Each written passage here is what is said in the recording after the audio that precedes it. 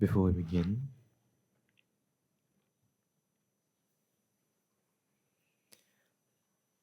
let's put our hands together to worship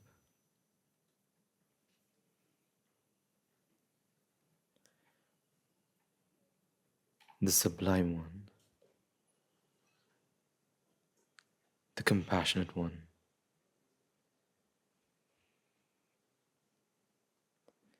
the One who overflowed with Metta, Karuna, Mudita and Upeksha.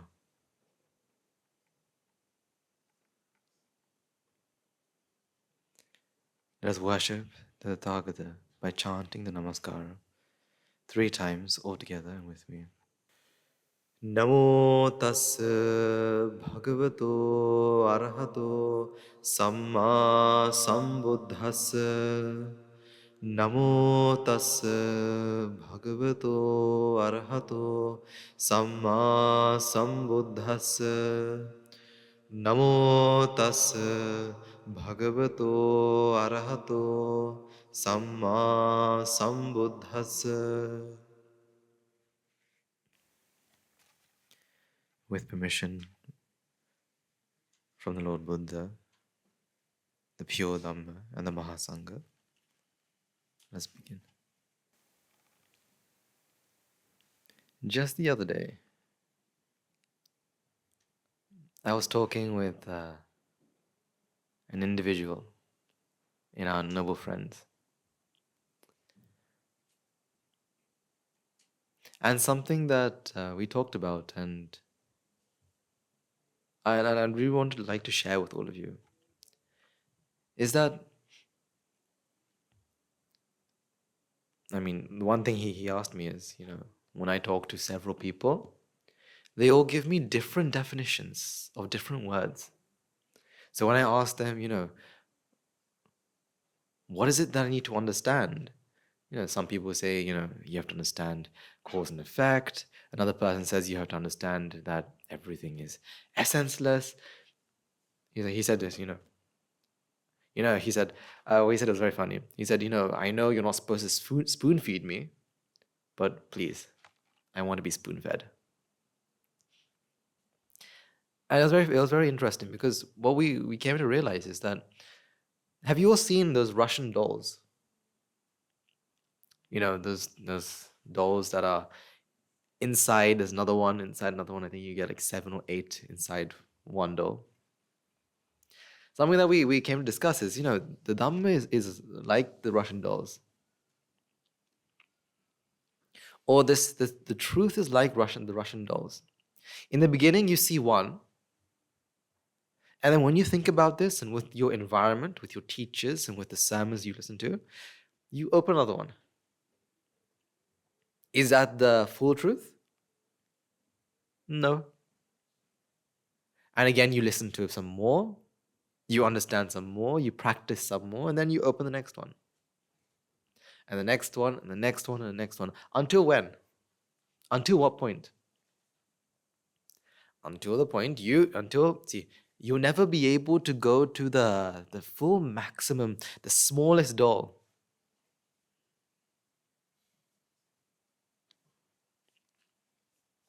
Because why? They say the truth is like an ocean. You can go further and further and further into the ocean.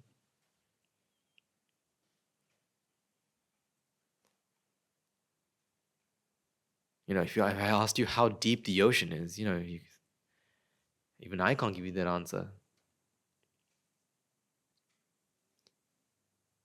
But the question is, is there a need to go so far?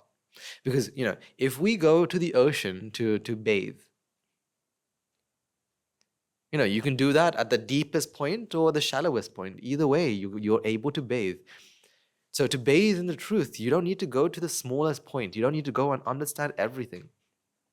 However, what we need to be able to do is, with whatever we understand, we need to be able to practice. Whatever we understand, we need to be able to practice. And something that one of my teachers had explained to us, to all of his students, is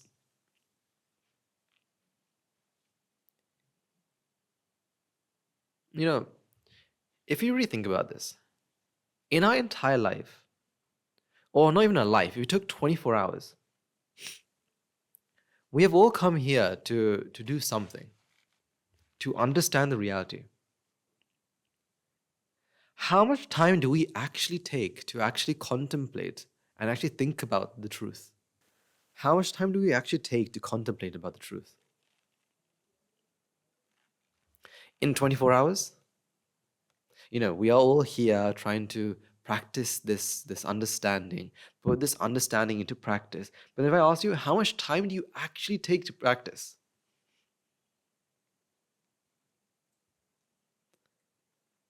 For some of you, it may just be a couple minutes. For some of you, maybe an hour. But an hour in 24? This is why, it's very important that we actually stay focused on what we need to do. This is why it's very important to stay focused, to be aware.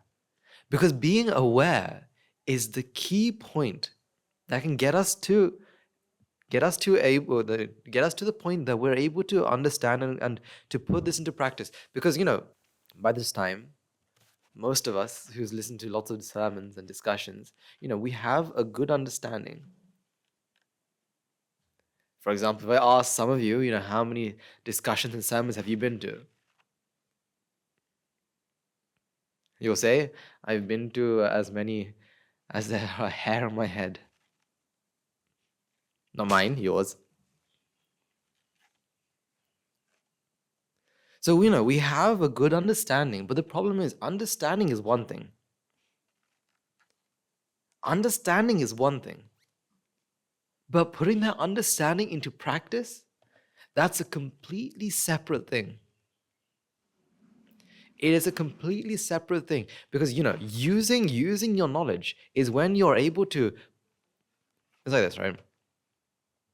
I think that the best example that, everyone says is that I can teach you how to swim on land. I can say, when you're in the water, you have to kick your legs like this. You have to move your arms like this. Every 3 strokes, you take a breath. I can teach you how to swim on land. But does that mean you can swim?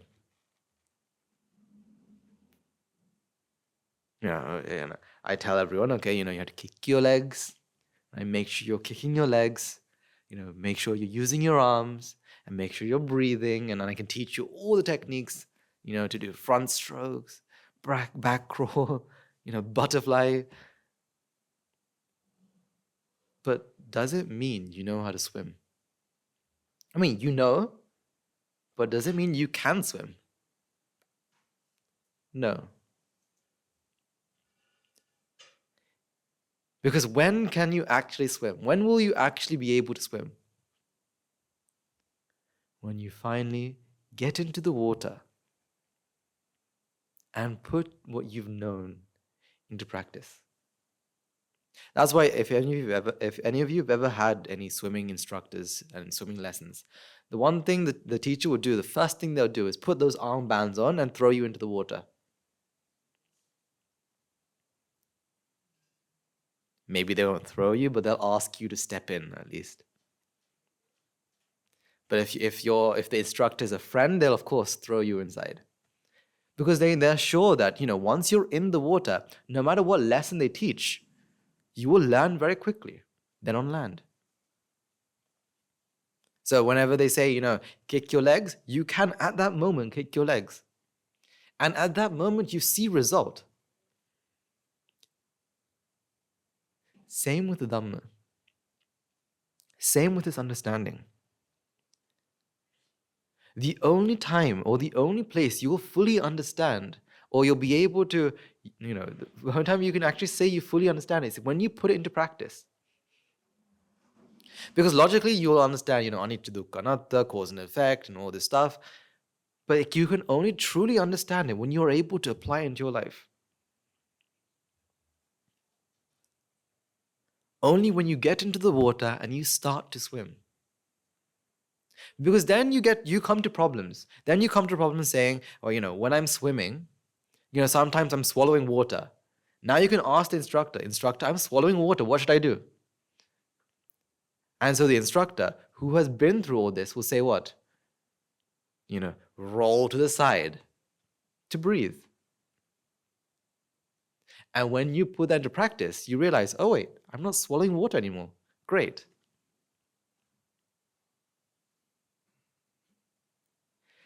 You see, it's about the practice. But then if I asked you, how much of the day do you put to practice? As monks, anagarikas, shravikas, as devotees, we were spending a lot of our time. Or we've dedicated lots of our time. But how much of that time do we actually use?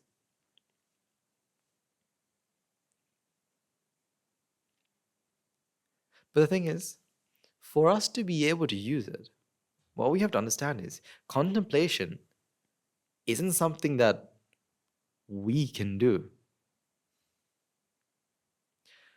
Contemplation isn't something actually that we can do.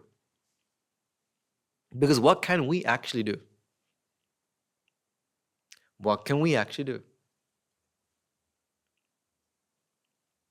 It's interesting that, right? Because I really want you to think about this. What is it that you can actually do? Can you actually contemplate? Can you control what you see? Or does seeing happen?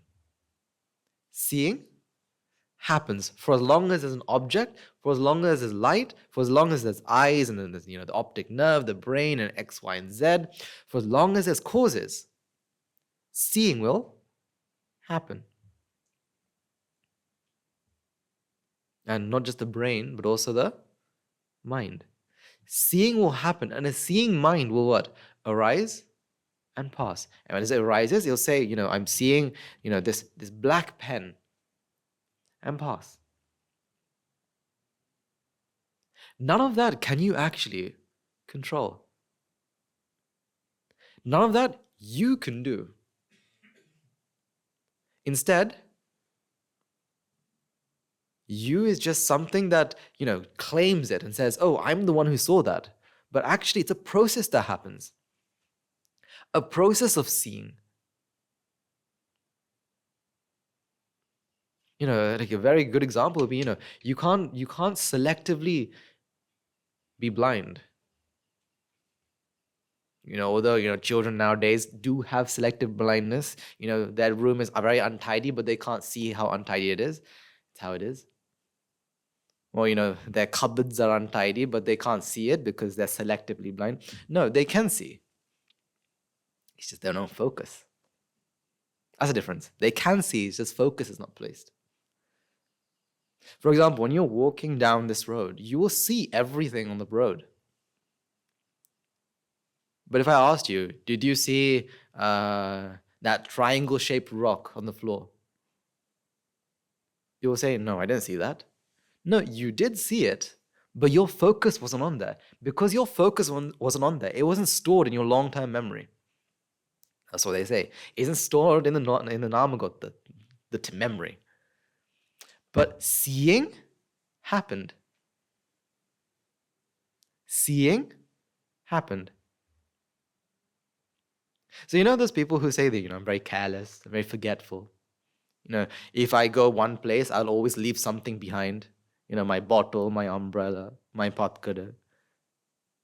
I'm going to leave something of mine behind, my book, my pen, my pencil. It isn't because they're forgetful. What do they lack? Focus. They're not focused. They don't focus on what they have at that moment.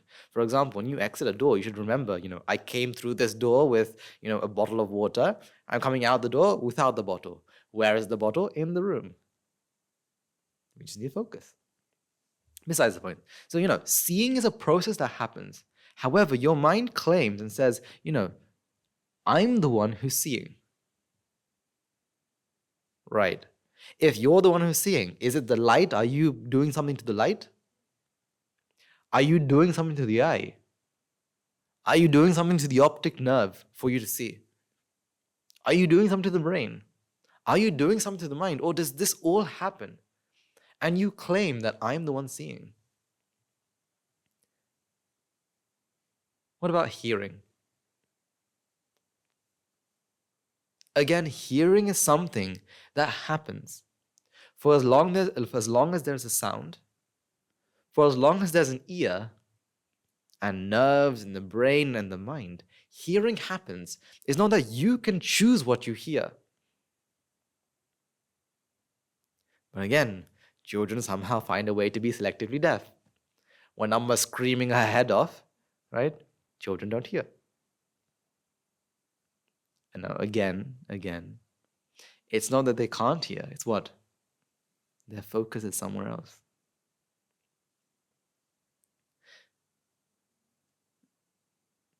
So seeing, hearing, smelling, tasting, touching, using our five senses aren't something that we can control.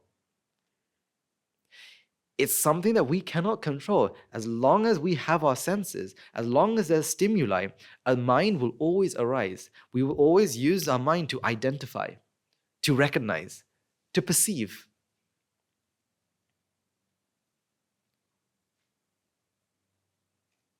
None of that can we control directly, because I can only feel. I is only felt that it's in control. So seeing, hearing, smelling, tasting, touching, pain, these are all things that the mind feels.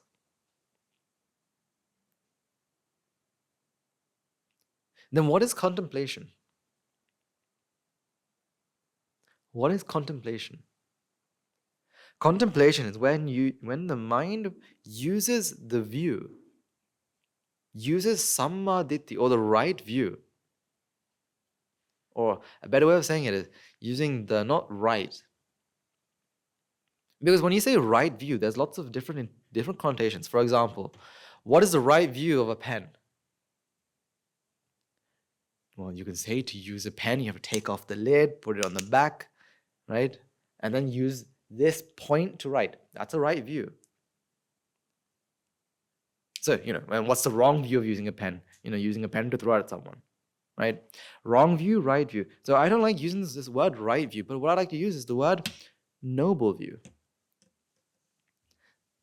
Noble view, meaning using the noble truths, looking at the world. Using anicca, dukkha, anatta to look at the world. So the mind uses what? Uses the noble view to see the world. Now, is it something that you can control? Is it something you can control? Can you control your own mind? Can you control your own mind? Unfortunately, no. I mean, think about how easy would it be if you can control your own mind, right?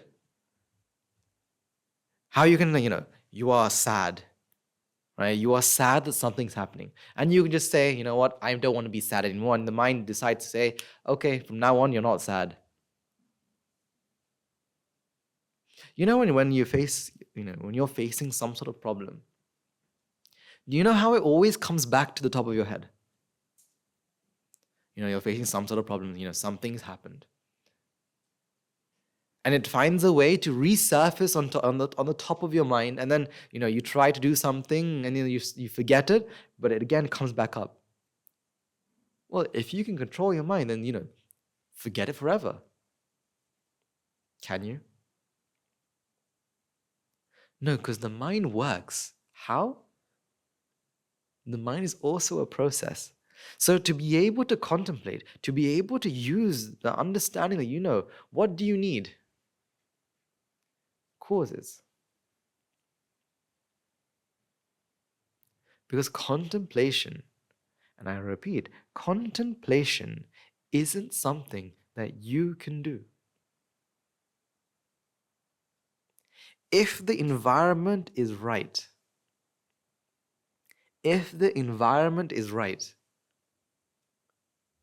contemplation will happen.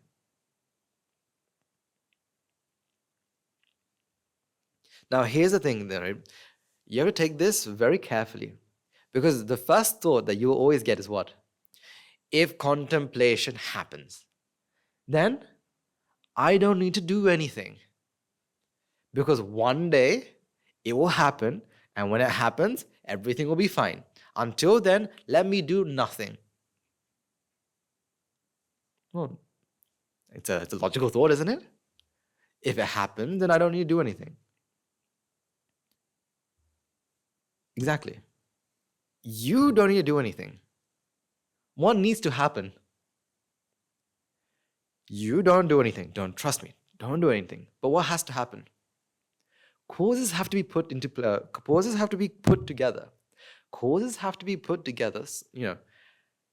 Do you have to do that? No, because you is a feeling the mind has. You don't need to do anything. All that needs to happen is causes have to come together. For example, fuel, oxygen, temperature. You don't need to be part of that for there to be a fire. If fuel, oxygen, temperature comes together, fire will manifest. A fire will be manifesting, or fire will be firing. Because you can't say a fire is made. You can't make fire. Because if fire is made, then if I was to remove one of these causes, then fire should still be there. So fuel, oxygen, temperature put together makes fire. If fire is made, I should be able to remove these causes and still have fire. But really, what is it? As long as these three causes are there, a fire is what? Manifested. For how long? For how long? For as long as these three causes are there. So coming back, you feel as though I'm the one who lit the lighter. I'm the one who struck the match. But really, all that happened was a match was struck. A lighter was lit.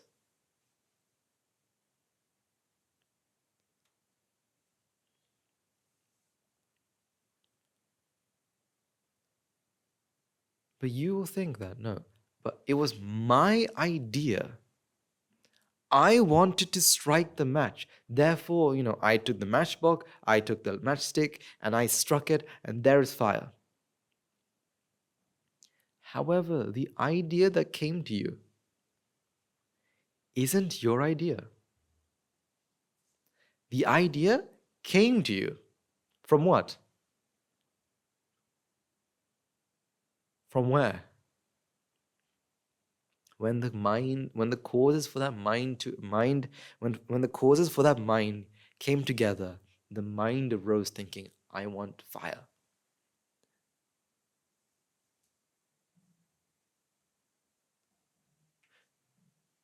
But you didn't put the causes together.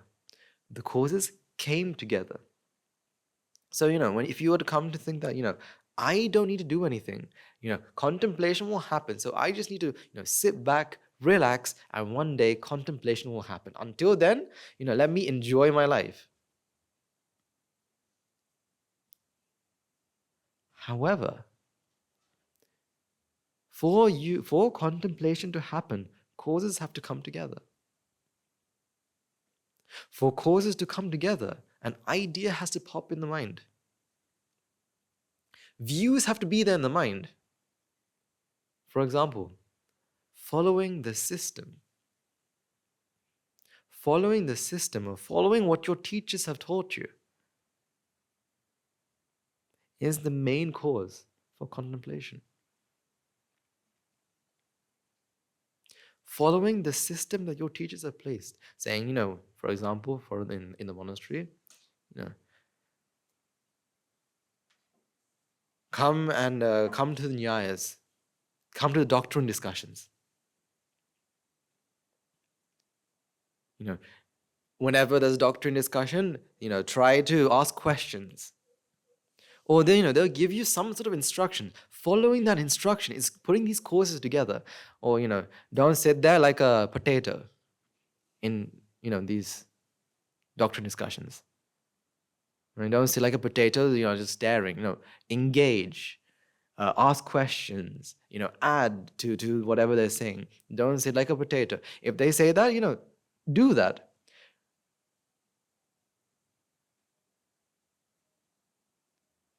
You see, this is what needs to happen for contemplation to occur. But remember, contemplation happens. Contemplation happens. All that can happen is causes have to come together. So what needs to happen is, see, I'm going to say you.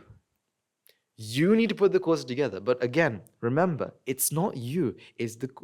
I'm giving these minds a view here.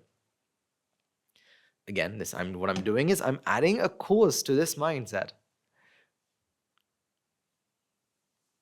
The stronger the view that is given, the more likely it is for you to start to contemplate. So, whenever you can, put these causes together. You see, you cannot talk about this in the most 3D sense. If we talked about the pure Dhamma, I can't tell you any of this. Because why? Put the causes together. And what can you say? How do I put the causes together? Because there's no me. So, you can't do this. You can't, I'm trying to give you a 3D thing. Or not 3D meaning. I'm trying to give you reality using convention. So, this is why you have to be wise enough to be able to separate these two. You have to be wise enough to separate these two. So put the courses together. Put the courses together and contemplation will occur. So whenever you can, ask yourself the question, who's doing this? Who is doing this? For example, let's say you are, say our Sila Shravikas, you have the great fortune of helping the kitchen. When you're peeling the onions, ask yourself, what? Who is doing this? Those of you who are in school, in the Noble International School, when you're teaching or when you're learning, ask yourself the question, who's learning? Who's teaching? Who's doing the homework? Who's forgotten their homework? Because this asking of this question is what triggers what? Is what triggers contemplation. The asking of the question is what triggers contemplation. So, to be able to practice the path or to be able to contemplate, what you need is to find as many triggers as possible. Because for the mind to occur, there has to be a trigger. For example, for you to think, there has to always be a stimuli. Tell me one moment where you're not trying to interpret a stimuli, when you're not trying to interpret what you see, hear, smell, taste, touch, or think. And every moment you're trying to interpret a stimuli. These stimuli are like triggers. But if contemplation is something that needs to happen, then you need to find a trigger for contemplation. One of the best questions is when you're doing something, try to ask yourself the question, who is doing this? Because then if you come up with the answer, because for as long as you're not aware, the answer to that question is what? When you're not aware, the answer to that question is very simple. It's me.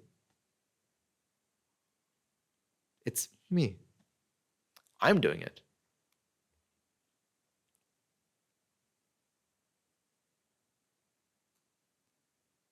But we know what? Me or I is a feeling. Actually, who's doing this? actually, who is doing all this? Who is the doer? There is no doer. There is only doing. This is happening. When the causes come together, actions are done. Things are done.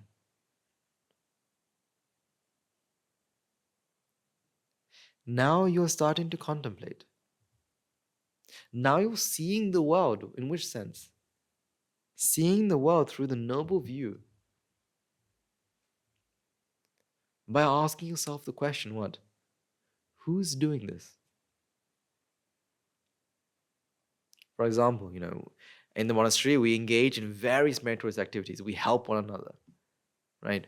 For example, you'll see lots of us taking brooms and sweeping the roads, helping, whenever, in at dana time, or serving others and doing all these meritorious deeds. Great. While doing your meritorious activities, ask yourself, what? Who's doing this?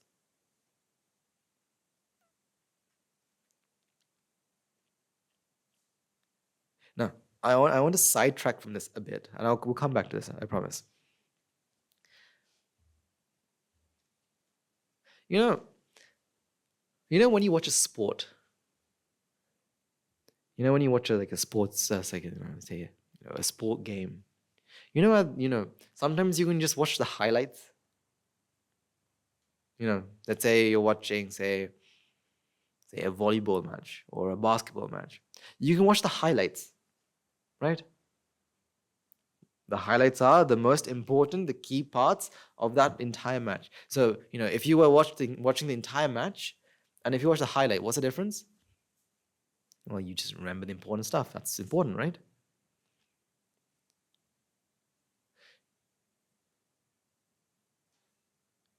Do you watch your merits highlights, your meritorious highlights? Do you watch your highlights, your own highlights of your day?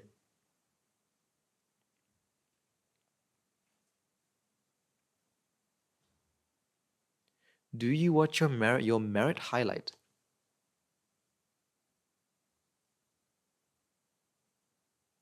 What I mean is, like I said, in the monastery, we do so many good things, so many meritorious activities. I mean, if you took your day, right, in the monastery, except the hours you sleep,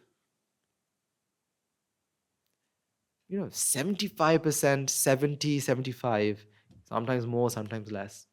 You spend, doing so many different merits.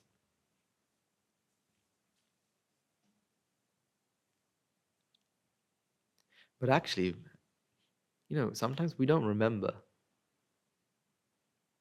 Sometimes we don't remember. Not just remember, sometimes we don't focus on it. Like I said, sometimes, you'll walk down a path and you may not see, if I ask you to say, did you see X, Y, and Z? You'll say, I haven't seen them. No, you probably have, but you haven't focused. And, remember that. So sometimes, actually, most of the time, we don't actually focus on the merits. I mean, you've done something good, but you don't actually give your focus. So something that one of my teachers had told me to do, and I see its benefit, is at the end of the day, to go through your day, your highlights of your day, all the good things that you do in the day, and think about it. Just spend some time just thinking about the stuff you did in that day, the merits you did in that day. Because what I do is, as I go to bed, when my head's on the pillow, I'll look through the highlights of my day. And without unknowing to me, right, I'd fall asleep. I would fall asleep remembering what? All the merits I've done. Contemplating about all the things that I've done, all the good things I've done. Because something, I don't know about you, but it happens to me. Sometimes when I'm doing a merit, I'm focusing on what? I'm focusing on the task, not on the merit. So when I'm saying, let's say I have the job of, say I have the job of sweeping a place. Sometimes my focus will be, okay, I have to sweep. I have to sweep this plate, this bad, this. And I'm now thinking about what I have to do. I'm thinking about the task at hand. But what I don't think about is what? The merits. How this is affecting another person. Therefore, at that point, the amount of merits I will accumulate merits, of course, but not to the maximum. But through the highlights, now the action has been done. Now what am I thinking about? Now I'm thinking about the merits. Now I'm thinking about its effect. In that whole, someone did a sermon, and in that sermon, someone probably, in that sermon, they were preaching the Dhamma. That's the Dhamma that the Buddha had preached. How fortunate it is, as well as there'll be people listening to it. How many people could have understand it? How many people may have understood the Dhamma and whatnot? And now I can think about it. Now I'm thinking about it. Now I'm thinking about all the great things that have happened. I'm looking at the highlights. Because focusing on the task, you have to focus on the task, of course, but that's not the full merits you can accumulate. Because merits are to do with what? What you do. Are merits do you get merits according to what you do? No. Your merits are according to what? Your intention. Your Chetana.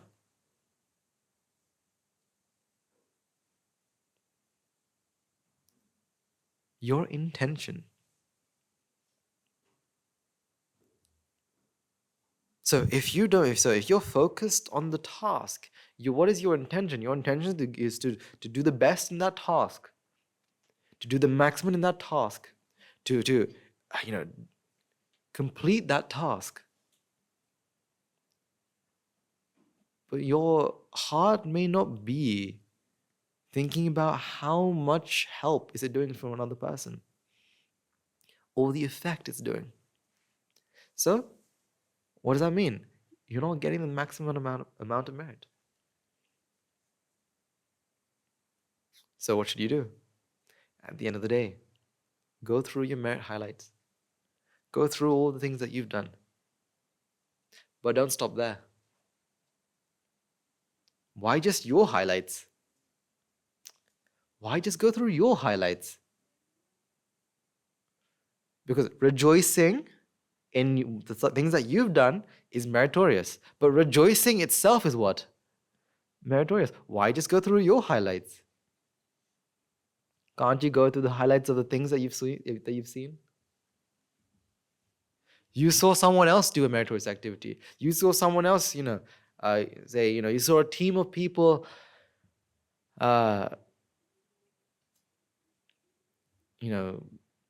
clean or peel 120 kilos of onions.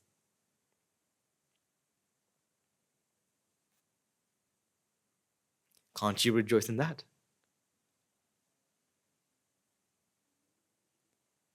But you can say, well, I didn't do it. I haven't done it. It's not me. It doesn't matter. You are rejoicing in a merit because at that moment, your heart has the intention of what? You are seeing what is happening, or you are seeing its effect. Therefore, you're accumulating so much merit. So, you may not be the person who peels 120 kilos of onions, but you can accumulate just the same amount of merits. So why stop at your highlights?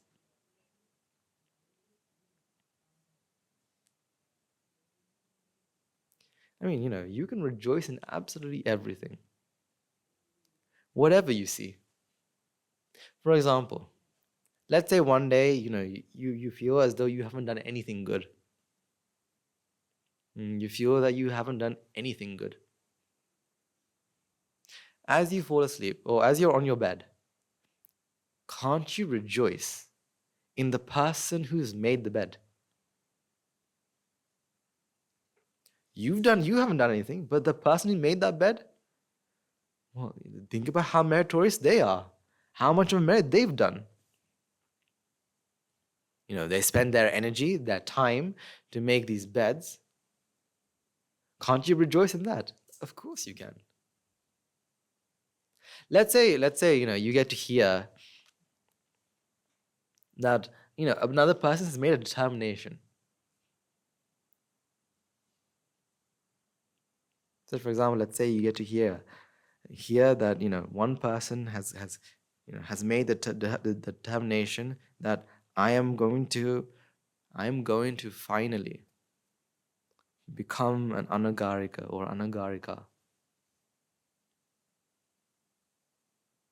Can't you rejoice in that? I mean, I'm asking you to have a 5 minutes highlight. I'm asking you for a 5 minutes highlight just before you fall asleep. But trust me, 5 minutes is not enough. 5 minutes is nowhere near enough, because there are so much things you can rejoice to. Because you are living and breathing in what? A fountain of merits. Wherever you see, can't you rejoice? There's fans on top of you. Can't you rejoice in that? There are ACs working. Can't you rejoice in that? You may not even know who put these ACs there, but you can still rejoice. Because action has been done. Because an AC doesn't fix itself. We're not in Hogwarts where things happen by itself. Someone has to do something, right? So we know energy has been expended. Therefore, we know what? Causes have to be put together. Therefore, we know there had to be a mind there. There had to be an intention there. Therefore, we know what? You can rejoice in that merit.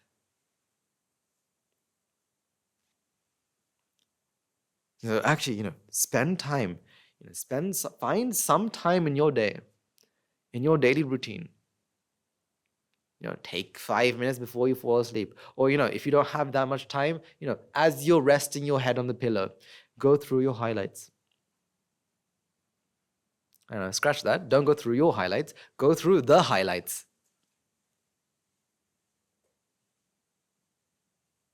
Go through all your highlights, all the highlights. And fall asleep feeling blessed. Fall asleep, with this, with your hearts filled with joy. And normally, when you fall asleep with hearts filled with joy, how do you wake up?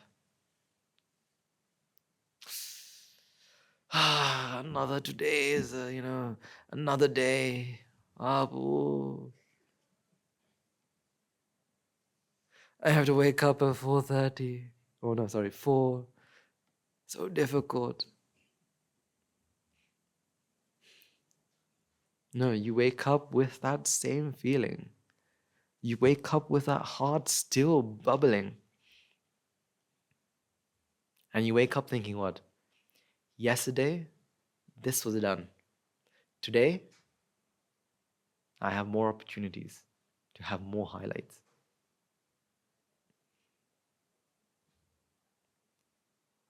If you find it difficult to wake up in the morning, try this.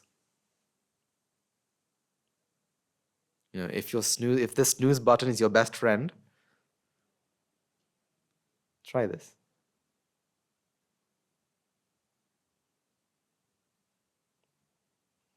If when your fellow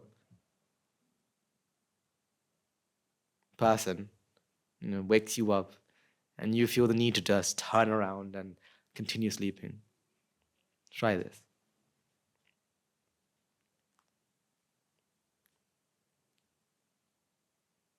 Fall asleep with a heart filled with joy and wake up with the same heart. Wake up with that feeling. Give yourself that motivation. Yesterday, I've done so much good things. I helped A, B, C, and D, and this happened, that happened, this happened, that happened.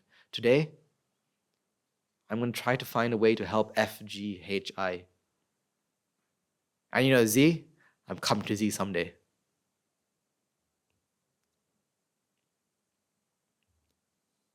Have your hearts bubbling with joy.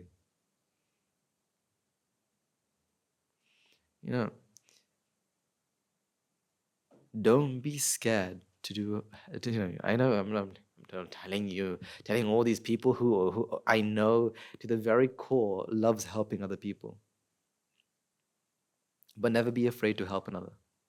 Never be afraid to give to another.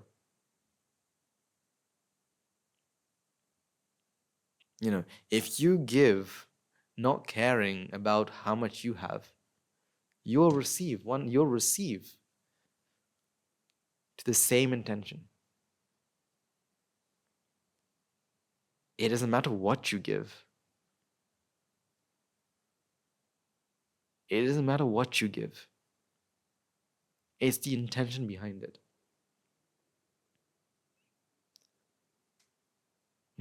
If all you have, is a pencil,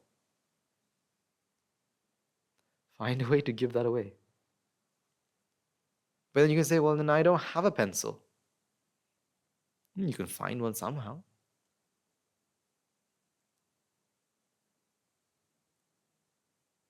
You can find one somehow.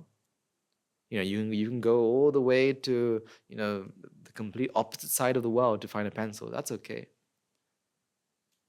But give what you have. Help another person with the maximum you have.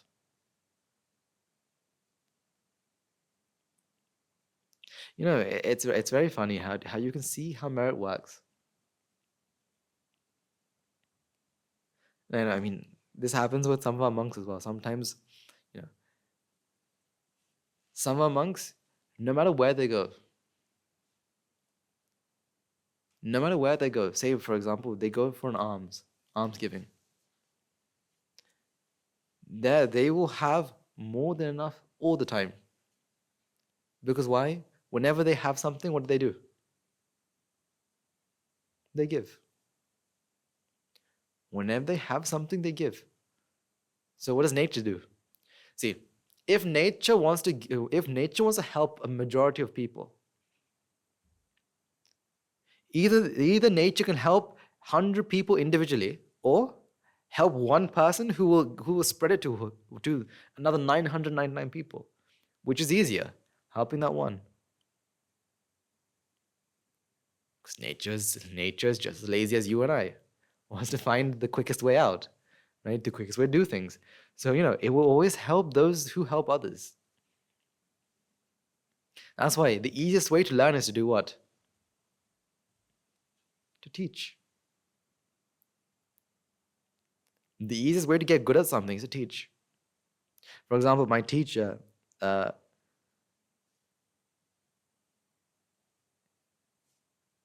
he was learning a language. He knew very little of that language. But when someone asked him, I'm trying to learn, Spanish, like I can't, I don't know anything about it. What did he do? He dedicated some lot of his time to teach this one person the Spanish that he knew. Within a couple months, the teacher knew more Spanish than he could had ever imagined. Because why? His class started to grow. There were more students. Because why? When you give, you receive. When you give, you receive. So give without a shadow of a doubt. Give whatever you possibly can. Now, again, giving does not mean money. Because when you say giving, the first thing everyone thinks about is, this is money. No. You can give your time. More than money, you can get more merits by giving effort.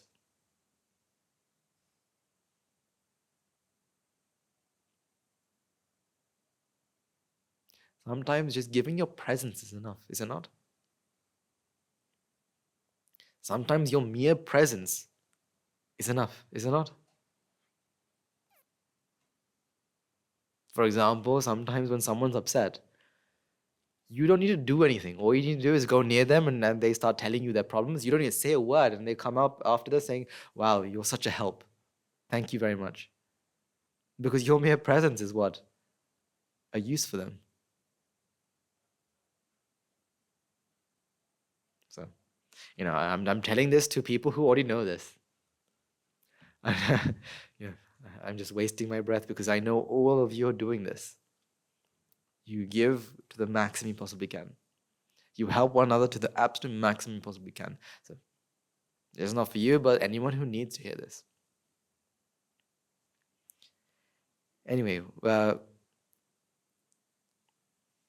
we were talking about before this?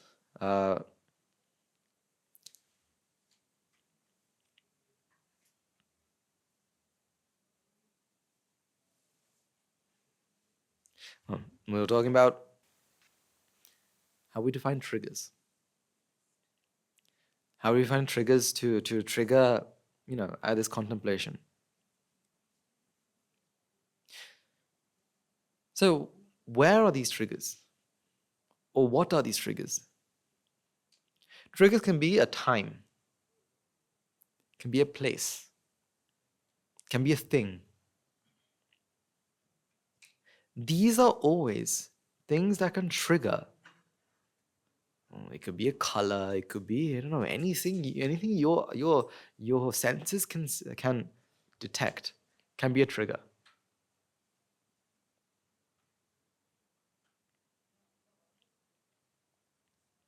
It is your duty, it is your responsibility to find what you want, or to make more and more triggers.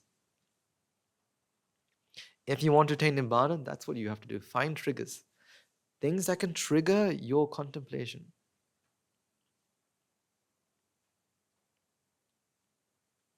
It could be as simple as, maybe a meal. For example, let's say, let's say every day you have breakfast, as you should. They say breakfast is the most important meal of the day, so you should have breakfast. However, when you have breakfast, take that as a trigger. Take that as a trigger. When you have morning alms, take that as a trigger. Trigger what? Trigger of contemplation. So you should be consuming the meal with what? With you thinking about what is actually happening here. What is actually happening here? You're seeing eating through the noble views. You're seeing eating through what? The noble views. So when you're eating, you should be thinking about what? Who am I eating for? Who is eating? What am I eating? For example, let's say, for breakfast you have, let's say we have patola, snake god. Yesterday as well, snake god. Today as well, snake god. Why is it always snake god? Dambul, why Dambul? Right? And you can be really upset about what you're having, right? Why? Because you're thinking, because right then and there, you're thinking about what you are eating.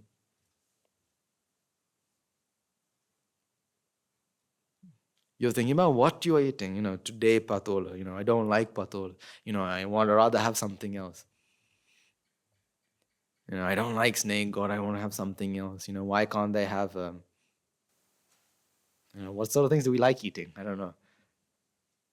Different people have different things. But I know, let's say, why can't we have biryani for breakfast?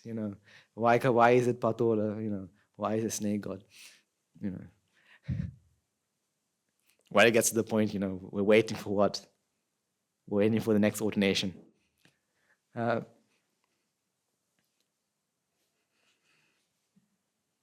Why? Because when you're consuming a meal, you're thinking about what? You're thinking about what am I, you're thinking about, you're not thinking about eating. What are you thinking about? You're not contemplating there. You're not applying what you know there. Because if you start applying, what do you realize? What is patola? What is snake god? Because we know seeing is a process, hearing, smelling, tasting, touching, and tasting is also a process. Whereas we also know what? Color is made where? Color is made where? Where is color made? This red color is where? Here? Your eyes can't detect color. What can your eyes actually detect? Wavelengths. Depending on that light. Change light, changes color. Because this color is not out here. The color is where? So when you see yellow patola, that yellow is made where? In the mind. Let's say instead of patola, you have a biryani. The yellow biryani is also made where? In the mind. Where is this difference? Where is the difference? Yellow biryani or yellow patola? Yellow snake god. What's the difference? Is there a difference? I like yellow biryani better than yellow in the snake god. Why? That color is made where? In the mind.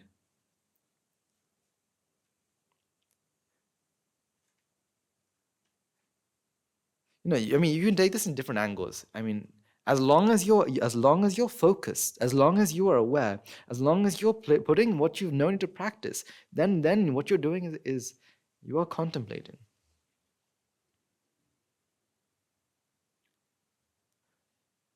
Let's say you're eating now. You're eating a handful of rice, right? And let's say you're having some mellum. If you're someone who doesn't like mellum, now you automatically reject it. But if you're someone who's contemplating, now there's nothing to reject. Because why? You realize what? The taste of mellum is made where? The taste isn't on the tongue. The taste isn't in the food. The taste is what the mind perceives. Because your tongue can't taste, say biryani. What can it taste? What can it taste? What can your tongue taste? The question's wrong. Your tongue can't taste. Your tongue can only detect shapes. Certain shapes give certain perceptions, give certain signals to different parts of the brain. The brain will send it to the mind, and the mind will start to interpret it, saying, okay, I'm tasting some sweet, tasting some sour, some salty, some bitter, some umami. I'm tasting biryani. That's made where? In the mind.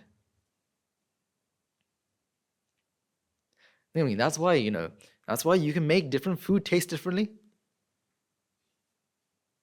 That's why you can make food taste differently. Because when, for example, when you're making parippu, right, the dal curry, how do you like your dal curry? Extra salt, more onions, less onions, more garlic, less garlic. You can choose how you vary. Varying it will vary the taste. But we've given an umbrella term saying all of this is what? Dal curry. But this is all a perception the mind feels. So, whether you're having parippu, whether you're having patola, they're both the what? Both made where? In the mind. Both are what? Energies. On the plate is energy, inside the body is energy. Energy is energy. Which one's more special? Parippu. Parippu is much more special than mellum. Or the monastery always has what? Our daily meal is what? Rice and what? Paripu and what? Soya and always melum. Hayo.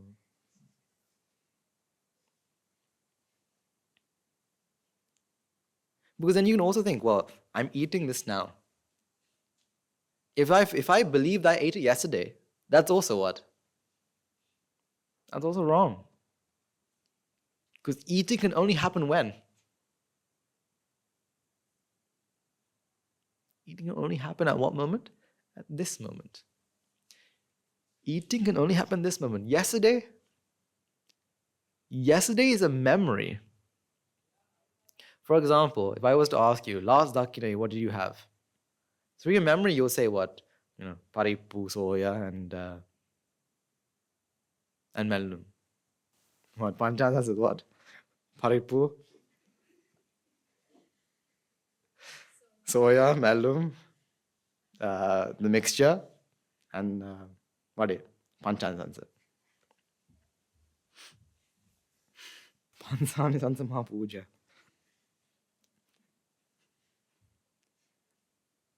No, if you have to think, last time we had this, the time before that we had this, those are all memories that are stored. But actually, did you have, right now, can you go to the past and have that paripu again? No, because the past is no longer there. If you were, even the feeling of a week has gone by. That feeling is also what? Excuse me. That feeling is also what? That feeling is also made where? In the mind. Let's go to a different planet. Right? Let's go to Mars. Now we had the Panchanisansa when? Couple days back. Because their weeks are how long? Or maybe a couple months back for us. Because time, the feeling of time is a feeling the mind has. If I was thinking that yesterday I had this, the day before I had this, well, actually, those are all just memories that the mind at this moment feels. Tomorrow's Dakineyo. It is Dakineyo tomorrow. So that's a message I'll give you. Tomorrow is Dakineyo. So please do attend and do all the meritorious activities. But for Dakineyo, what is our meal? This. Tomorrow we're going to have this. I can't wait to have what? See, you are making that using what? Using your memory of the past. See, while you're consuming a meal, you have a lot of work to do. You have a lot of work to do. Because if you're thinking you're eating today, thinking tomorrow, tomorrow afternoon, tomorrow midday arms, I'm going to be having this. That is a fallacy. That is just your mind creating, or your mind using its knowledge to project a future. Now you feel to be what? That I am going to be there tomorrow. Will you be there tomorrow? Eating that? Tomorrow we're planning to make a difference. Tomorrow we're not going to have soya, but we're going to have patola. Patola tomorrow?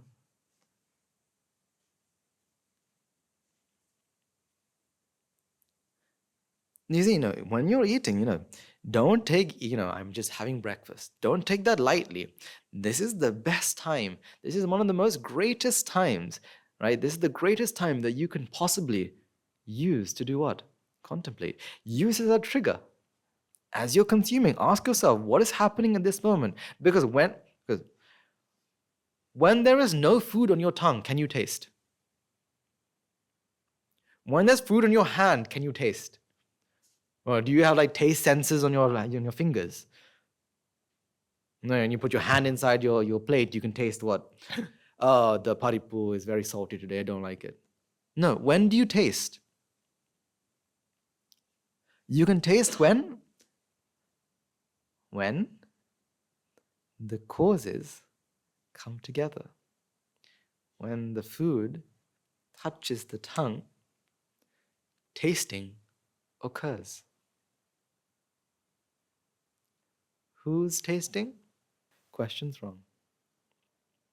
Tasting occurs. tasting occurs.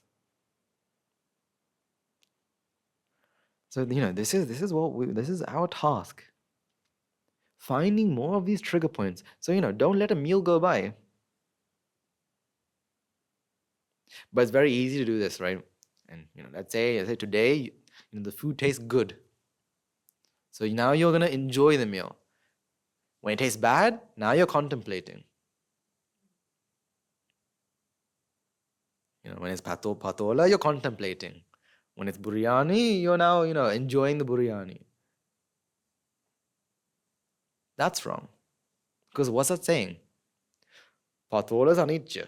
Whereas biryani is nicca.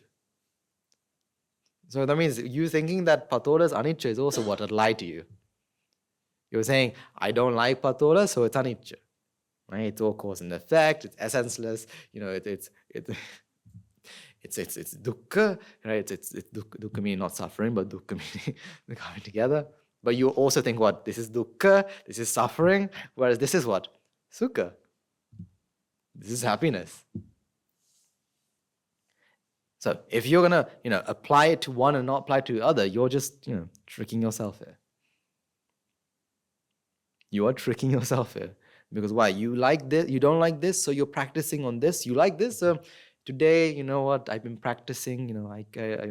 Let me relieve myself today. I'm gonna eat this and I'm gonna enjoy this. What I'm telling you to do is to enjoy your meals. Enjoy all your meals. While understanding what? Reality.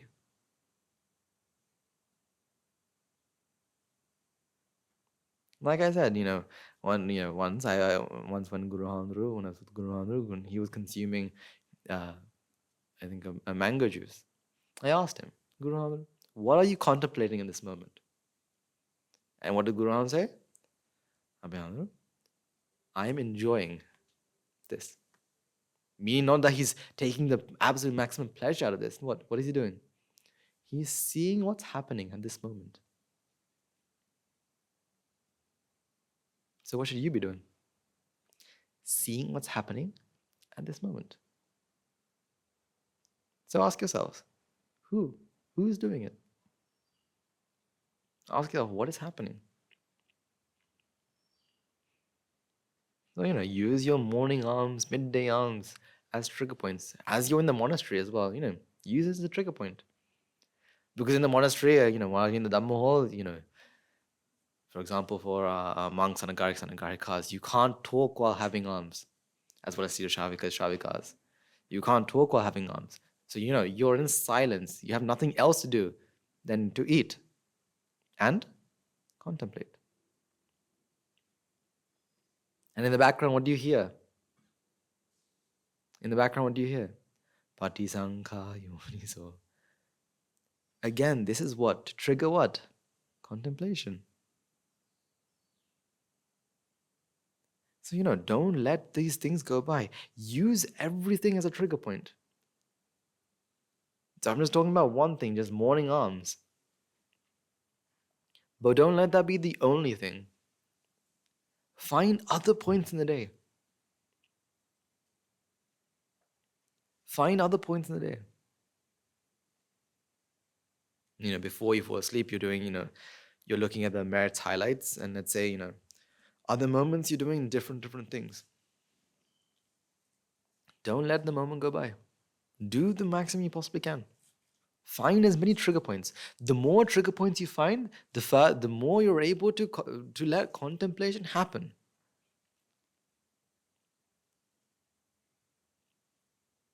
Because the Buddha says what? If you are focused,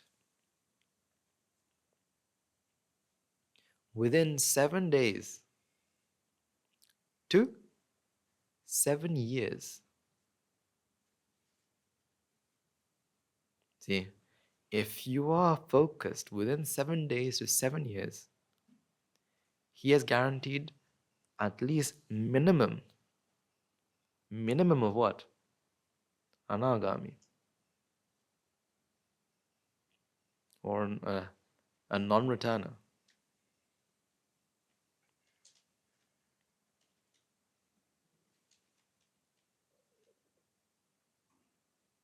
7 days is 7 years. So the question is, how focused are you?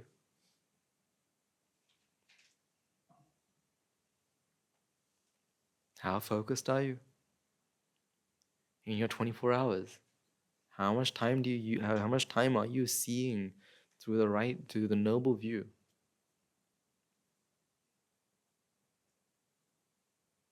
And how much time are you spending, in the ignoble view, the wrong view?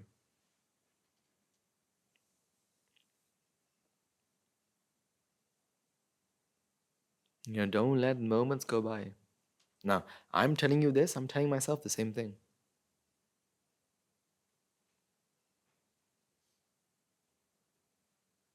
Because this is advice that my teacher's given me. That's why I give to you. Because we are all here to do one thing and one thing only. What's that? For Nibbāna, for understanding, to escape from our own suffering and to find mental serenity.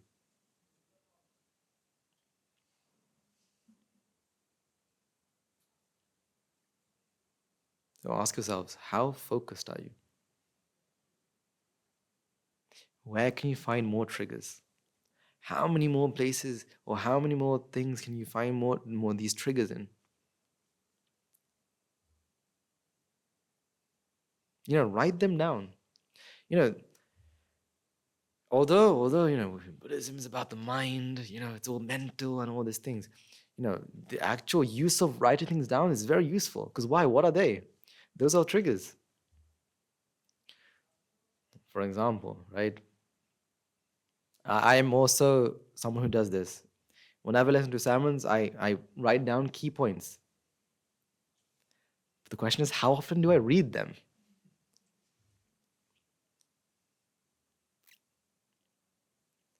I think the other day I went through some of my old Dhamma notebooks. I mean, old meaning very old Dhamma notebooks. They're falling apart. That's how old they were. And something I realized is, I have this many Dhamma notebooks, but how many of those notebooks do I actually read now? How often do I read them? I write them down, very nicely, with sometimes diagrams.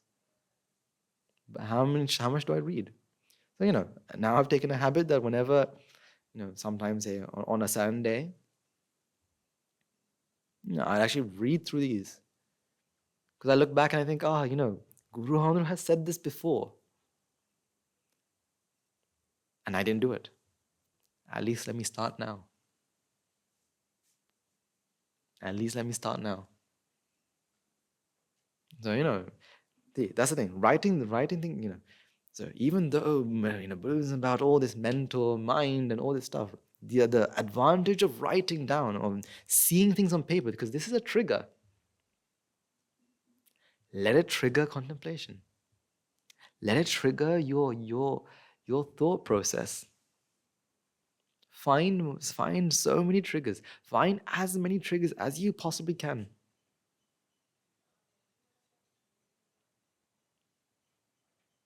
Whether it's a time, whether it's a place, whether it's a thing. Well, when I mean place, I mean, for example, whenever, how they say you should never study on a bed. They say that, never study on beds. Why is that? Because you can study very well on beds, can't we? Everyone who's ever studied on a bed knows how well we can study on beds. Because it does two things. One thing is, if you study on a bed, and one thing that happens is, while you're studying, your back starts to hurt, right? So what do? You lie down, right? Your head starts to hurt, so you put a pillow under your head, and now you're holding the book up, and then what happens? The book falls onto your face, and then And then you stop studying 3 hours later, realizing you haven't turned a page. Because why? You have fallen asleep. As well as it ruins that environment there. Because now that environment you're now using for two different things, for sleeping as well as studying. So, because that place can trigger what? Can trigger sleep. And if you're studying, that place can also trigger what? Studying now. So, using a place can actually trigger contemplation. For example, as you enter the Valley Malua, don't you feel different? Because why? That place is somewhere that you have started to contemplate. So as you enter that place, you automatically feel this. I mean, I don't think any of you, as you go to the Valley Malua, start dancing, do you? I don't know. Maybe. Because why? You have trained what? Trained the thought process that in the Valley Malua I'm contemplating. So as you enter, you are now contemplating. Or you now have the environment to think that I have to do what? Contemplate.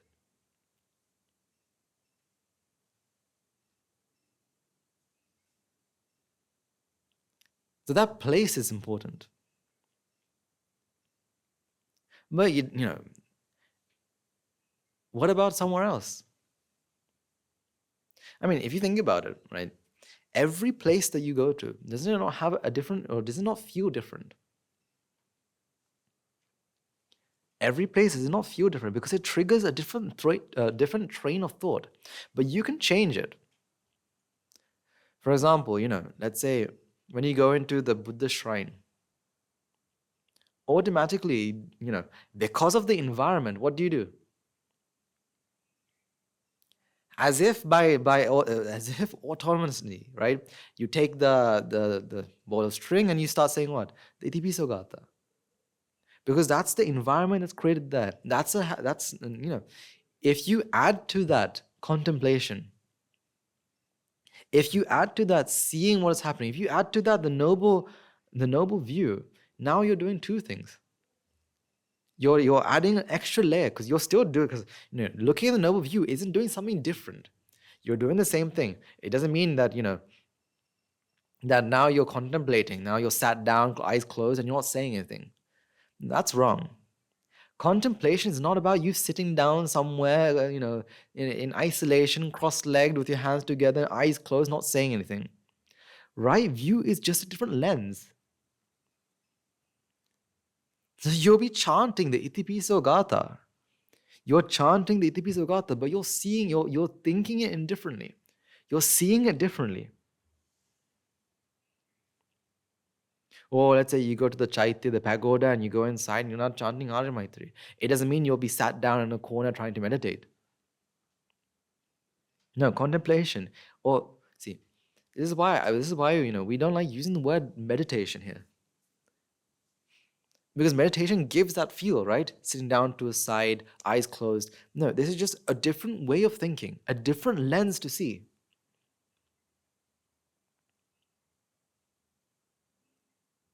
So, use these triggers. Use different things to trigger your contemplation. Because why? You can't contemplate. Contemplation happens. You can't do anything because, contemplation is basically like a habit.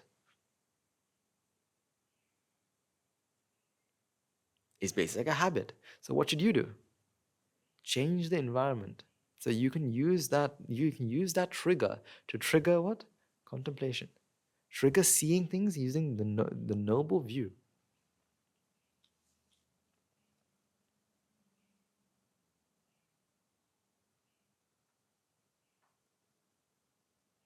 So we talked about two things so far. We talked about the merit highlight and the triggers. I also wanted to.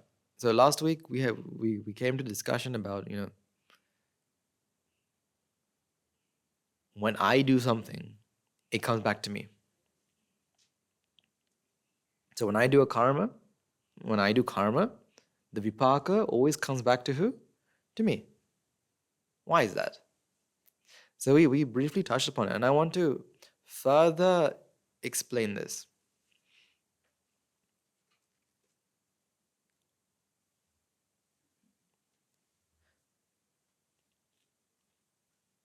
So when we talk about karma, what are we actually talking about? Karma, although, karma, I think a lot of people, when we say the word karma, thinks of the word revenge. I think that is the first connotation that you get with karma. When you say karma, the first thing is revenge. So, when someone does something bad to you, you're like, and something happens to them, you're like, oh, that's their karma. You think about this revenge sort of feel. Someone took my pencil and they fell down and they slipped. That's their karma for taking my pencil. It gives this sort of revenge or this nasty feel. But what is karma actually?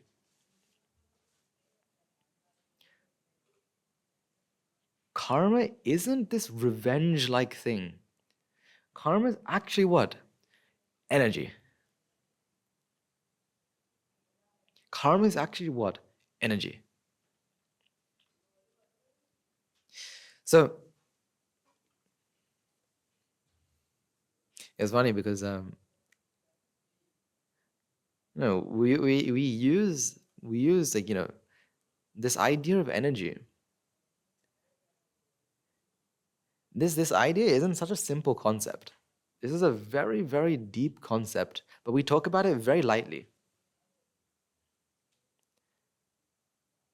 We talk about it very lightly because we don't need to go into the depths of it. Because the only person who can understand the true depths of karma and vipaka is who? The Lord Buddha. But we talk about energy to talk about this very simply. So we know one thing about energy. Well, we know lots of things about energy. What do we know about energy? We know that energy is conserved, the conservation of energy, meaning energy cannot be created nor destroyed, only transferred. I mean, even that concept is very interesting, is it not? Because light energy and heat energy seems different. Light energy and heat energy seems different, but are they different? No, it's just a different form of the same energy. Because if you ask yourself, what is the difference between sound and heat? What is the difference between sound and heat?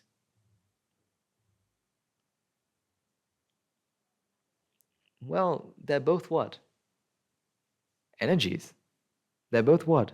The movement. They're both what? Movement.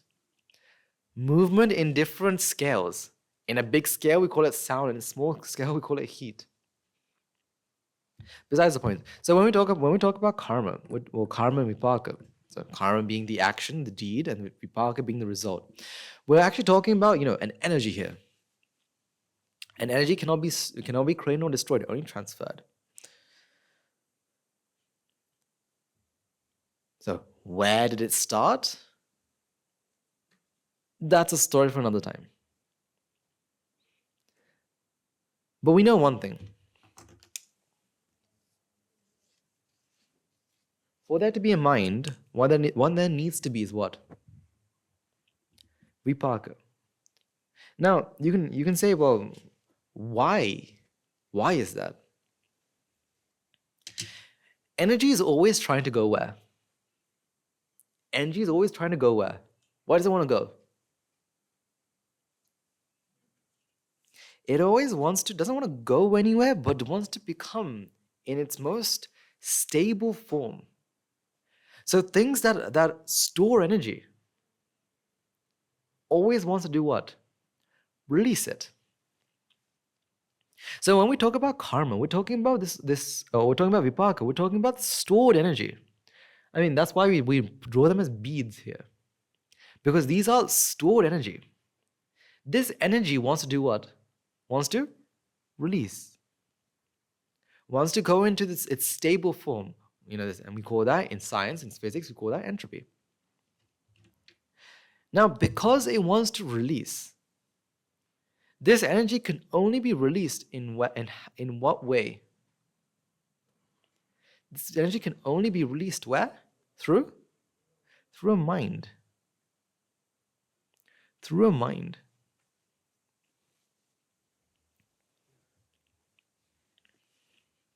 So, when one of these karmic beads, now again, let me rephrase, there are no beads in the universe, right? With all your karma, together, you can't pull out your beads. It doesn't work like that. It's just a concept of energy. Because, even when we talk about matter, when we say matter, we think about this, this atom. When we talk about matter, we're talking about an atom, right? We talk about, if we talk about the most simplest matter is, it's hydrogen, right? And we say, it's a proton and an electron that whizzes around and whatnot. But when we talk about a proton, what is a proton? It is energy.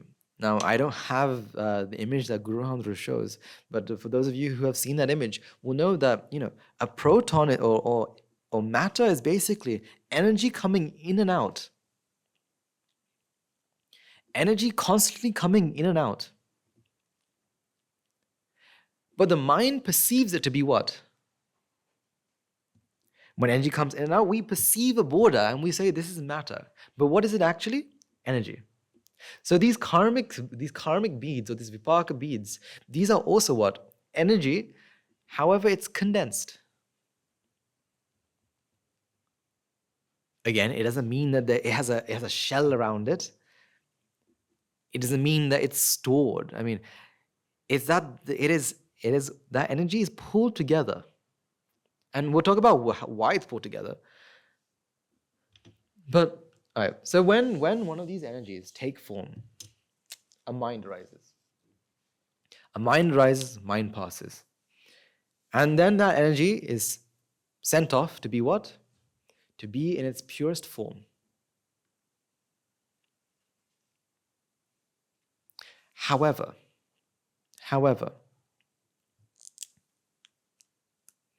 because of ignorance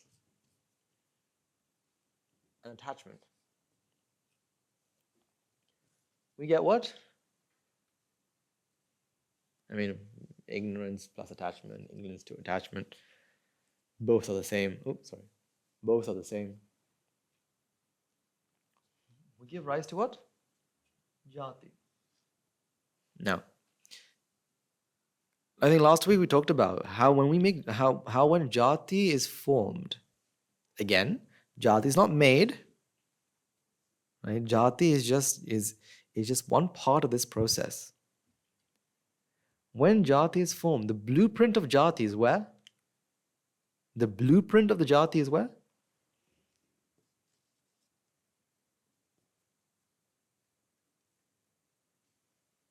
In the becoming or the bhava. So, to make a building, you need to have the what? The blueprint. Right? Can a building be made without a plan? At least there has to be a plan in someone's mind. If not, a building cannot be formed. Like that, jati, or the sense of self, is made through the blueprint of bhava. Now, bhava, so before bhava, what do we have?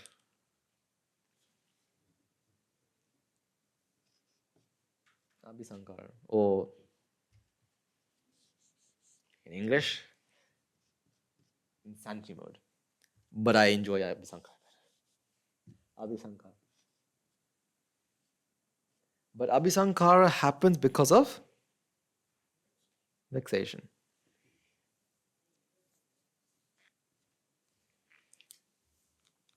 Is this the full process? Is this the full process? No. This is not the full process. There are so many different detailed bits and pieces, but we don't need to go into that detail. One day, Guru Hamad will go into that detail. Then we'll start talking about it. Until then, this is more than enough. So, because of ignorance and attachment, because of this idea that there are nitya sukha atta, or there are fixed, separate, unique things, identities, because of that idea, the mind, because the mind feels that this idea is there, the mind happens to become really vexed, wanting this uniqueness, wanting this separate nature. But unfortunately, that's not there. Unfortunately, no matter how hard you try, you cannot find something that is separate.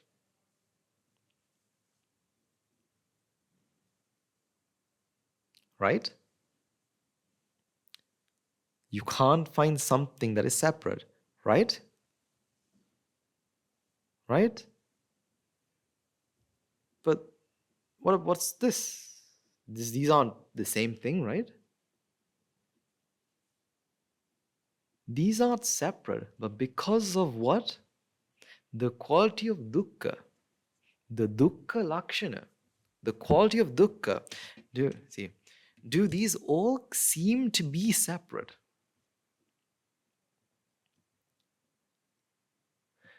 And not to forget. Oh, I will come across this way. Then there's vexation. To relieve that vexation, abhisankara happens. So vexation is a pressure the mind feels, and abhisankara relieves it. Therefore, that mind is what? The relieving of vexation. Therefore, the mind feels what?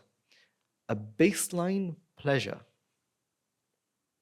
No matter the jati, the mind feels what? A baseline pleasure.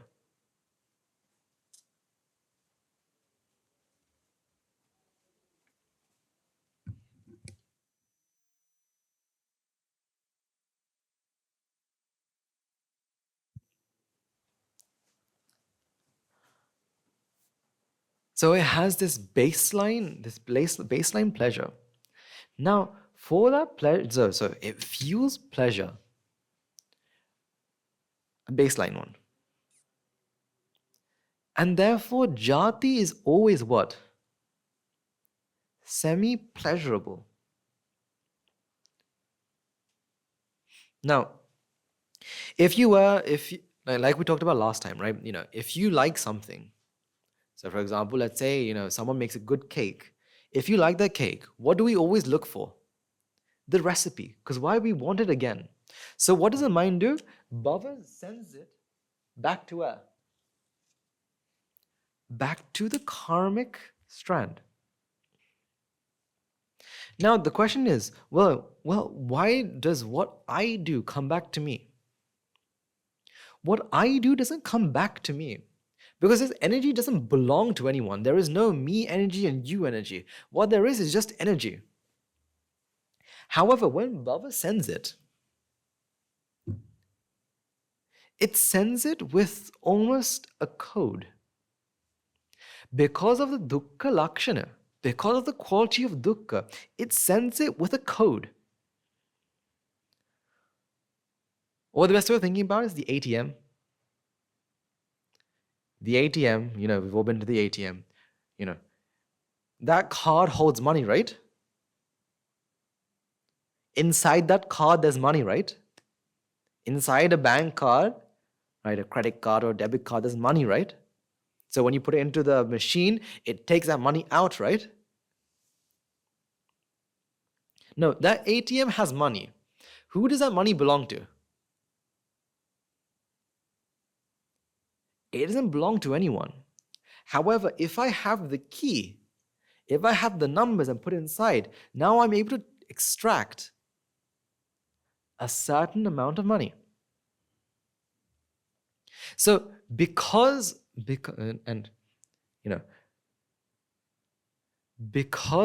of that key, it goes back to this strand. That strand is what? That key. But then you can argue, well, how can we always have a key? Because there's nothing fixed in this world. Everything is what? They say everything is cause and effect. There's nothing fixed in the world, but this key is fixed. The key isn't fixed. The key is almost as though it's sent from one mind to the other. Like, how relay races, that baton is sent from one to another. Like that, every mind is sent with this key. Then that key can only access what? A certain amount or certain vipakas. So that's why your karma comes back to you. Your karma doesn't come back to you. What happens? Energy comes back to you.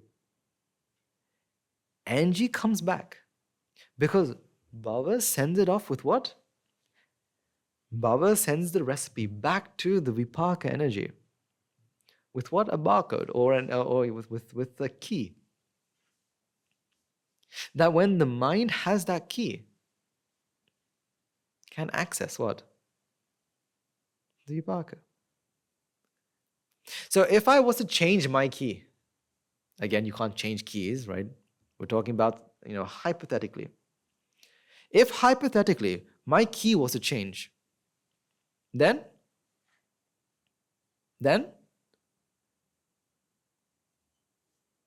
I will be attracting some other vipaka. So does my karma come back to me? No. Energy is displaced, going back to its free form. But because of ignorance and attachment, that energy isn't sent back, or isn't sent to its purest form. Instead, it's stored again and sent back. But because of ignorance and attachment, it comes with this dukkha lakshana, or this quality of dukkha. Now, what's very important here is when something is made, or when something is made with the mind, or with ignorance and attachment, with abhisankara, the more so-called pure it is, or the more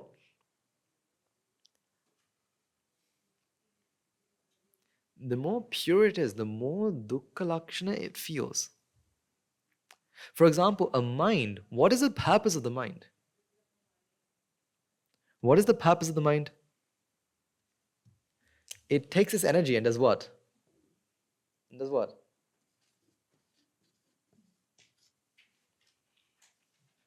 It takes the energy and separates it. And separates it because of what reason? Because of this energy was made by what? Ignorance and attachment. The energy was made through ignorance and attachment. Therefore, the dukkha lakshana is at the highest point. So a mind separates the energy into rupa, vedana, sanya, sankara, vijnana. But can separation fully happen? Is it fully separate? No, therefore it's sent to its purest form. So for an arahant will still, their mind will still separate. But at the end, we'll send it to what? The purest form. Or so-called pure energy.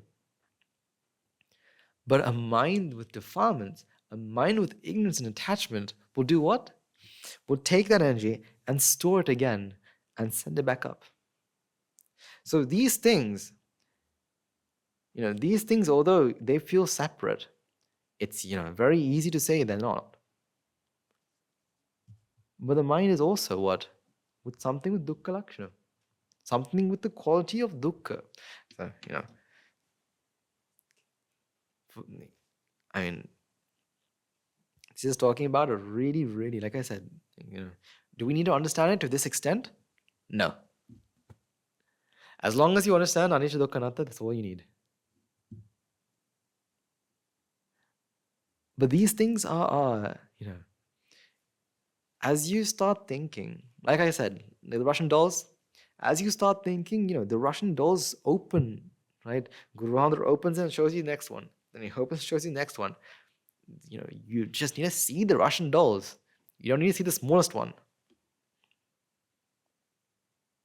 But this shows how beautifully nature works. How beautifully nature works. So again, why does your karma come back to you? Your karma doesn't come back to you. Instead, the energy is sent off with a key. And when the key fits into the lock, the door opens. That energy will come into fruition, or will be used by the mind to create the next mind.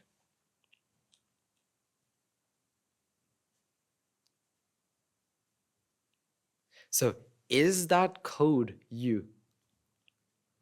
Because the mind loves to hold on to something. When we think about the sense of self, the mind wants to cling on to something. So for example, the mind first clings on to what? When you think of you, what's the first thing the mind clings on to? The body. Why? The body is me. The body has to be me. And then as you keep on contemplating, and as you keep on going, what you realize is, well, the body cannot be me. The body is the coming together of different causes. The body is a manifestation at this moment. None of it is in my control. Because you still think that controlling happens somewhere else. And then the mind likes to cling on to something. Because of ignorance and attachment, the mind clings on to anything. Like they say, a drowning man will clutch at a straw. When the mind realizes it cannot no longer clutch onto the body, it clutches to what? The mind. The mind is me. And then when you start thinking about, well, the mind to be me, well, is it actually me? And you realize, the mind is something that arises and passes away. The mind is a process. Then the mind can no longer clutch at the mind. So it clutches to what? The Vipaka strand. So the mind, this is a process. This is a cycle.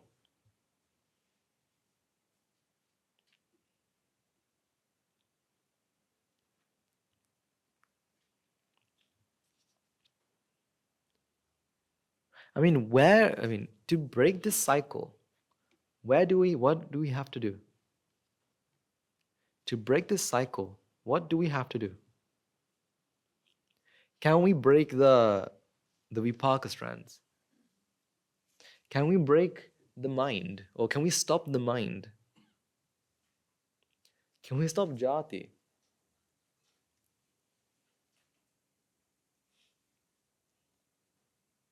The best way to actually explain this, or a simple way to explain this, is by saying this, right? The same thing, but you can explain it differently. Instead of ignorance, I want to say wrong view. When you have a wrong view, and you think that wrong view is right, so you make a connection, a wrong connection. Or let's say attachment for now.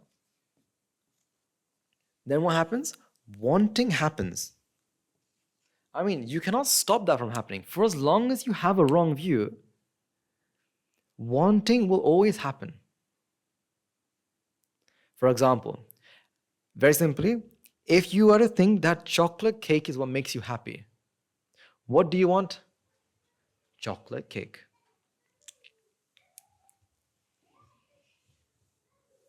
And so the mind will now do something. Will do something to relieve that wanting, because wanting is a pressure the mind feels. Therefore, there's an action. Right? When the action is done, then You can either get what you want or not get what you want. If you get what you want, what do you feel? Pleasure. If you don't get what you want, what do you feel?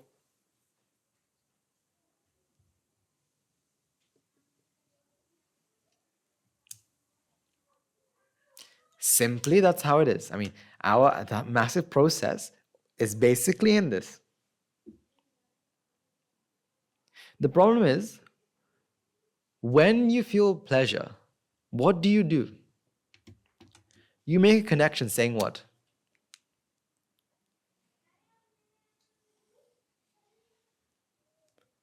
It was chocolate cake that made me happy. It was chocolate cake that made me happy. Therefore, I want more. Or it was chocolate that made me happy. Therefore, I want more. If you didn't get it, what do you feel?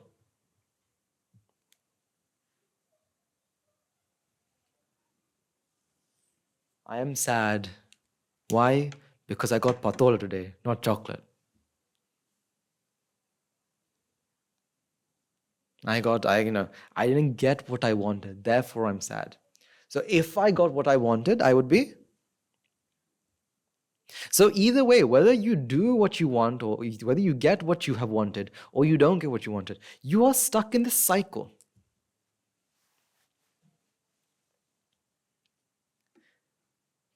This cycle looks very familiar, does it not?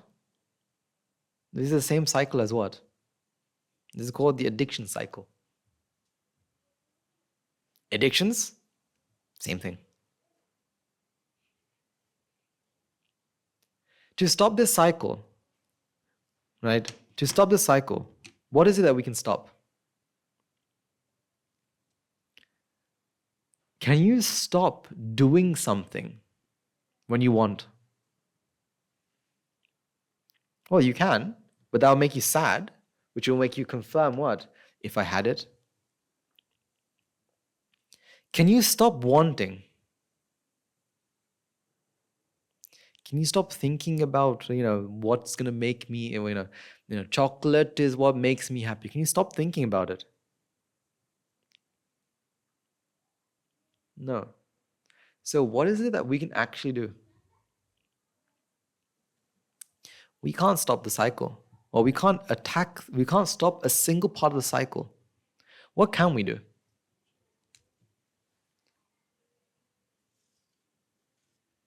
We can add something. What can we add? If we have venom, what do we add? Anti-venom. So if we have wrong views, what do we put? The right view. Or else, another word for right view is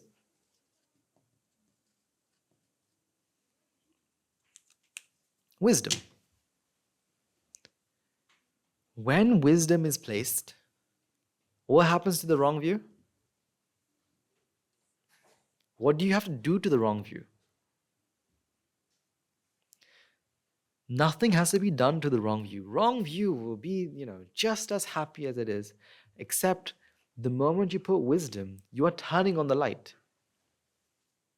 And darkness hides. Do you see how darkness go and hide into corners?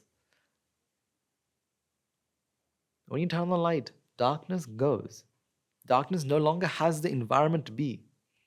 When you turn on the light of wisdom, the darkness of wrong views will start to disappear. And then the cycle will stop. The cycle will stop. So who's better? A person who likes chocolate or a person who likes illicit drugs? Who's better?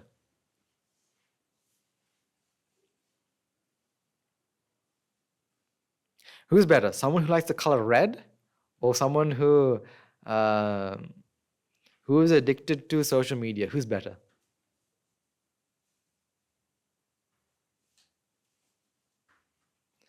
Who's better? Someone who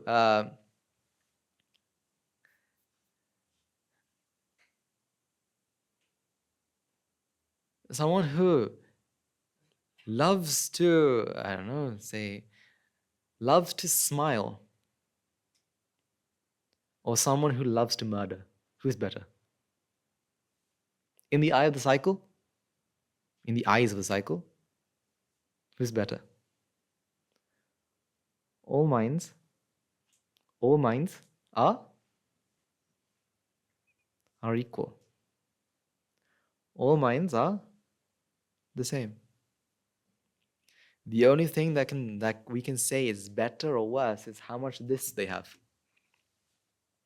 More this, because with wisdom doesn't come alone. Wisdom comes with a buddy.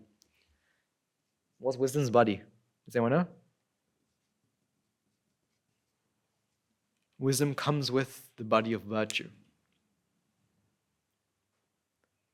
The more the more a mind has these, now that mind is different. Now that mind is very different. That's why we do what? That's why we respect people who have this. Because their cycle is different. Their cycle is slowly stopping, slowly reducing.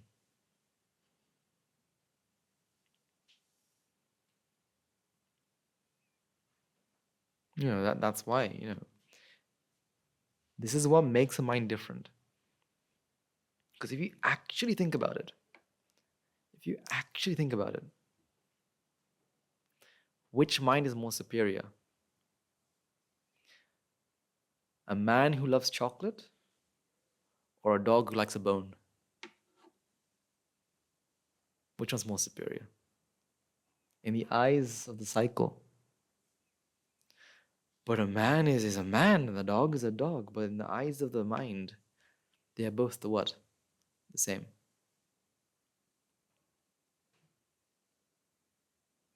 So, if a dog deserves to be in a doghouse, a man deserves to be where? Also the doghouse. No, we're humans. We've done, if you see it like this, you realize that every mind is very, very innocent. Because that action is done because of wanting, because of the vexation they felt. So people who've wronged you,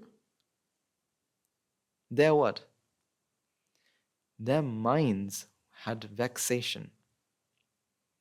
Therefore, actions were done. Therefore, why in the eyes of the cycle, they are equal? That's not justifying actions. It's just showing the reality. The reality of what has happened. Right. So that was a very big answer for a very small question. Why does my karma come back to me? Funnily enough, I don't think that's the full answer. You ask Guru Handu will give a complete different, will give a much deeper answer than that. Like I said, this is the Russian dolls. The more you can open. Except, normal Russian dolls only have 8 or 9. This Russian doll has millions of layers. Right? You can just keep on taking off the Russian doll, the heads, and you'll always find a new thing. But at the end of the day, all we need is to use what we know, contemplate, and stop this cycle from happening. To attain this mental bliss. So practice. Find triggers and practice. If you can take just 2 things from today, number 1 is what? The triggers. Number 2 is the highlights, the merit highlights. Okay, let's take a few moments to transfer merits and conclude today's sermon. Let's take a moment to transfer all the merits we've acquired by making offerings to the infinite virtues of the Noble Triple Gem, chanting Pirit, listening to Dharma, and engaging in various meritorious deeds today. So, first and foremost, let's remind ourselves how incredibly fortunate we are to be in the receipt of Lord Buddha's teachings. And with immense gratitude, let's transfer the merits to Bhikshu Bhikshunis, Upasakas Upasakas, who since time immemorial have protected and preserved the sublime teaching of the Buddha and passed it down through the generation of the noble lineage in the form of the Tripitaka, which is thankfully available to us today to study, to understand, to comprehend Dhamma. Let's take a moment to transfer merits that we require to all the members of the Mahasangha present throughout the world, including all the chief prelates of all the chapters, who have dedicated their lives to the noble path and committed themselves to benefit all sentient beings. Let's not forget them. Let's not forget among them will be the monks and nuns residing in local temples and nunneries, who have always been by your side through thick and thin, come rain or shine. Let's also take a moment to transfer merits to Guru Sarananse, as well as all the monks resident in the monastery, as well as the Anagarikas attached to the monastery. Let's take a moment to transfer merits and express our gratitude to those who made great efforts to spread the teaching of the Dhamma, be there by translating them, sharing them out with others, inviting others to join them. May the power of the merits, if any of them have been born in the woeful plains, may they redeem themselves and be born in the blissful plane. May by the power of the merits, may they abstain from unmeritorious deeds, fulfill the meritorious deeds, fulfill the noble eightfold path, and attain the supreme bliss of Nibbāna. Sadhu, sadhu, sadhu. Let's take a moment to transfer merits required to our devotees, friends of the monastery, who for sake of merits continue to sustain the Mahasangha. This includes every one of you who have contributed to the construction of the monastery, to those of you who provide the Mahasangha with shelter, alms, or medicines, as well as those who pass in their know-hows to extend their well wishes. May by the power of the merits, may they abstain from meritorious deeds, fulfill the meritorious deeds, fulfill the noble eightfold path, and attain the supreme bliss of Nibbāna. Sadhu, sadhu, sadhu. Let's take a moment to transfer merits to our mothers, fathers, husbands, wives, brothers, sisters, sons, daughters, grandparents, uncles, aunts, cousins, nephews, and nieces, friends and acquaintances, employees, employees, to all those who helped us, supported us, assisted us in any shape or form. By the power of the merits, may they be healed of any physical or mental ailments, may they overcome any obstacles in their spiritual progress, may they abstain from meritorious deeds, fulfill the meritorious deeds, fulfill the noble eightfold path, and attain supreme bliss of Nibbāna. Sadhu, sadhu, sadhu. Stigma and transfer merits to devas, brahmas, spirits and demons, primarily Sakadevas, demons, gods and deities who are committed to protecting and fulfill the Sambuddha Sasana.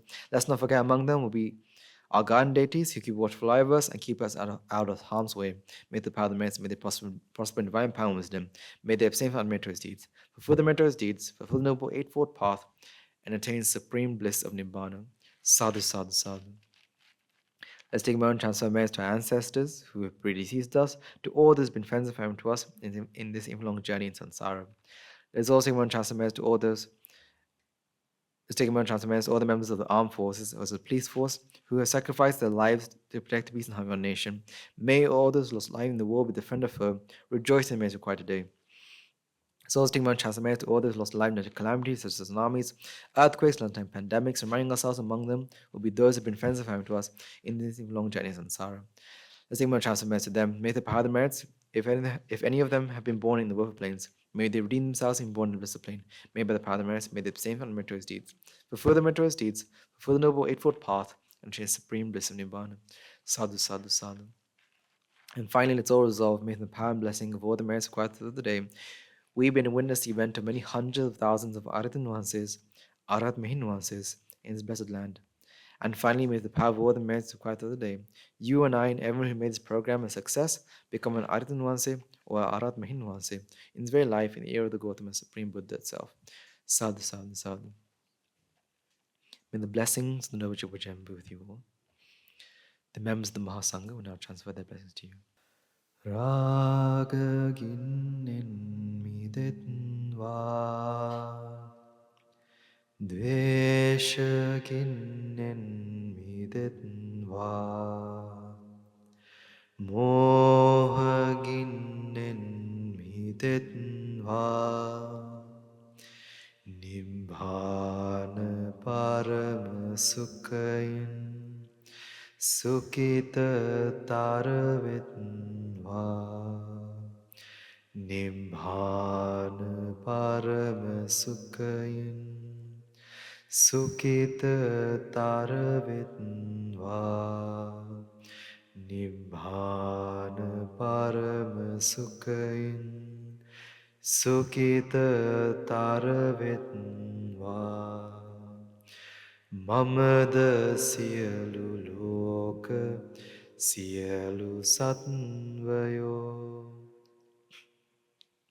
නිබ්බාන පරම සුඛයෙන් සුකිතතර වෙත්වා නිබ්බාන පරම සුඛයෙන් සුකිතතර වෙත්වා නිබ්බාන පරම සුඛයෙන් සුකිතතර වෙත්වා